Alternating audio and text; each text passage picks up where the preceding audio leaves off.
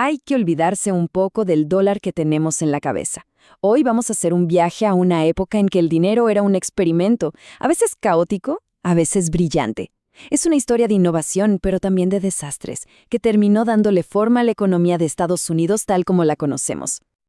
A ver, imaginen esto por un segundo. Cientos, miles de billetes distintos, cada uno de un banco diferente, circulando al mismo tiempo. Bueno, eso no es una fantasía. Fue la realidad en Estados Unidos durante décadas, y es el problema central que vamos a explorar. Muy bien, entremos en materia. Para entender esto, hay que retroceder a 1836. El segundo banco de los Estados Unidos, que era la entidad federal, deja de operar. Y de repente, ¡pum!, el gobierno federal se lava las manos y le deja toda la regulación bancaria a cada estado por separado. Y así entramos en la llamada era de la banca libre. Ojo, que el nombre puede ser un poco engañoso. No es que no hubiera reglas, para nada. Lo que significaba era descentralización total. Cada estado creaba su propio sistema con sus propias reglas, que a menudo eran completamente diferentes a las del estado de al lado. En la práctica, esta era fue un gigantesco laboratorio monetario. Un experimento a escala nacional con resultados, la verdad, muy extremos. Hubo éxitos increíbles, pero también fracasos catastróficos.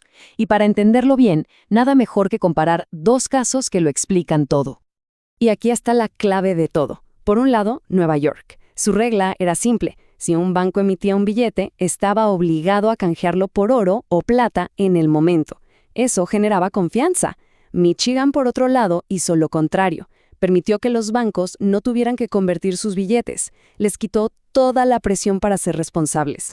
Y la consecuencia, bueno, fue un desastre absoluto.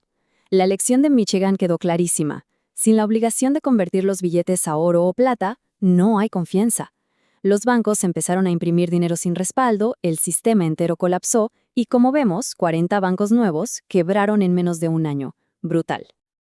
Pero cuidado, porque incluso en los sistemas que funcionaban, como el de Nueva York, había una vulnerabilidad oculta, una falla crítica. Los estados obligaban a los bancos a respaldar sus billetes con bonos de deuda de ese mismo estado.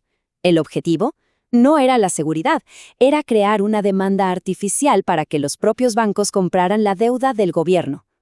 Y para que se hagan una idea de qué tan profundo era este vínculo, miren esta cifra. Para 1860, los bancos del estado de Nueva York tenían en su poder el 57% de toda la deuda emitida por el gobierno de Nueva York. O sea, la salud de los bancos y la salud de las finanzas del estado eran prácticamente la misma cosa. Y aquí llegamos a la pregunta del millón. Si la solvencia de los bancos dependía de los bonos del gobierno, ¿qué pasaba si el gobierno tenía problemas y el valor de esos bonos se desplomaba? Pues exactamente eso. Una crisis de gobierno podía arrastrar a todo el sistema bancario al abismo. Este era el panorama, un sistema súper fragmentado con billetes por todas partes, donde incluso los bancos más seguros dependían de la frágil deuda de su estado. Y como el gobierno federal no hacía nada, fueron los propios banqueros los que tuvieron que ponerse creativos para poner orden en todo ese caos. Un ejemplo brillante de esto fue el sistema del Banco Suffolk en Boston. Miren qué jugada tan inteligente. Empezaron a comprar los billetes de los bancos más pequeños con un descuento. Luego les decían, oigan, únanse a nuestra red, dejen un depósito con nosotros y sus billetes valdrán lo mismo que los nuestros. El resultado fue una especie de banco central privado que creó una moneda única y confiable para toda la región. Y esta idea se replicó. Instituciones como la Cámara de Compensación de Nueva York funcionaban como clubes exclusivos. Para entrar, un banco tenía que ser grande y sobre todo solvente. De esta forma, los propios banqueros se vigilaban entre ellos, dejando afuera a los que eran un riesgo y generando un círculo de confianza. Pero todo este sistema descentralizado, con sus ingeniosas soluciones privadas, estaba a punto de enfrentarse a un evento que lo cambiaría absolutamente todo. Las gigantescas necesidades financieras de la Guerra Civil de Estados Unidos iban a transformar por completo el dinero de la nación. Y aquí está el punto de inflexión, la Ley de Banca Nacional de 1863. Con esto, la banca volvió a estar bajo control federal. se creó un nuevo sistema de bancos nacionales que podían emitir un billete estandarizado y único para todo el país. Era oficialmente el fin de la era de la banca libre.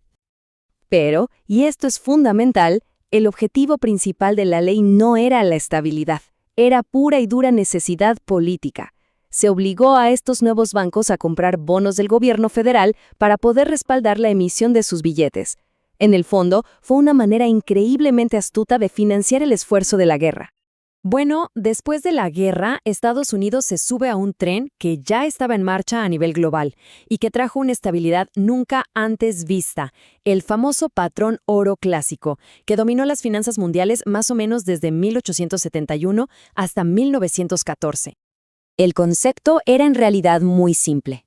Las principales monedas del mundo no flotaban como ahora, sino que su valor estaba definido por una cantidad fija de oro. Una libra esterlina era 7.3 gramos de oro. Un dólar era 1.5 gramos de oro. Punto.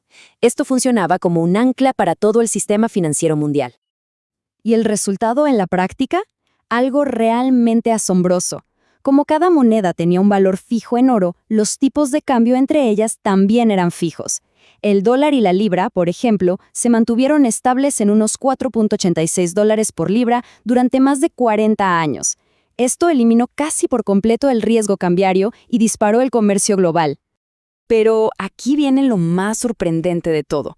A pesar de que lo llamamos el patrón oro, el oro físico, las monedas de oro, eran solo una pequeña parte de todo el dinero que circulaba.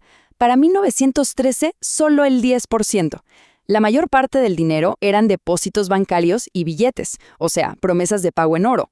El sistema no funcionaba por el oro en sí, sino por la confianza en que ese oro existía. Este sistema tan sofisticado que había tardado casi un siglo en evolucionar y que había construido un mundo interconectado, estaba a punto de hacerse añicos, y de una forma increíblemente rápida y dramática. Con el estallido de la Primera Guerra Mundial, el patrón oro clásico se detuvo en seco. Todo ese edificio financiero global que parecía tan sólido fue desmantelado prácticamente de la noche a la mañana. Y la razón de su colapso fue en realidad muy simple. Las naciones en guerra necesitaban imprimir dinero sin límites para financiar sus ejércitos, y el patrón oro, con su disciplina de convertir billetes en metal, era precisamente un freno para eso. El oro pasó de ser el ancla a ser un obstáculo que había que quitarse de en medio. Y así, un sistema anclado a un activo físico y tangible fue sacrificado por las necesidades de la guerra. Esto, inevitablemente, nos deja con una pregunta flotando en el aire. Si ya no es el oro el que respalda el sistema, ¿qué es lo que realmente ancla nuestro dinero hoy? Como hemos visto en esta historia, la respuesta es mucho más compleja y quizás más frágil de lo que pensamos.